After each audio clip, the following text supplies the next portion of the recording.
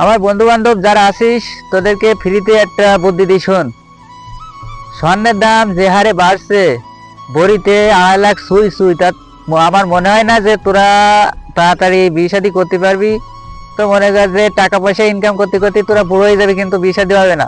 এই জন্য বলছি, শোন, তোরা মনে কর যে যারা প্রেম প্রীতি করিস তারা মনে কর যে জানো, কিংবা যা তা বলে মনে কর যে প্রেমিকার কাছে ফোন দিবি, রাত 12টার সময় ফোন দিয়ে বলবি যে আমি আসতেছি। তারপরে মনে কর যে তুই জানলা কিংবা কোনো কিছুর উপর দিয়ে টপকায় ভিতরে ঢুকবি। তারপরে মনে কর যে কুকর্ম করার দরকার নেই, একটুখানি থাকবি। তারপরে থেকে মনে কর বাড়ির লোক যে কোনো কায়দায় হদিস পাবে যে তুই ঢুকছিস। তারপরে তোর মনে কর কি এলাকার লোকজন তৈরি মনে কর উত্তম মাধ্যম দেবে, কোনো ব্যাপার না। মনে কর যে কোনো কিছু পাতে হলি, কোনো কিছু একটু ত্যাগ স্বীকার করাই লাগে, তো মনে কর কি মারধর খেয়ে নিবি। তারপরে যে মনে কর যে তারপরে বাড়ির লোকজন করি তোদের মনে কর কি বিয়ে শাদী দিয়ে দেবে।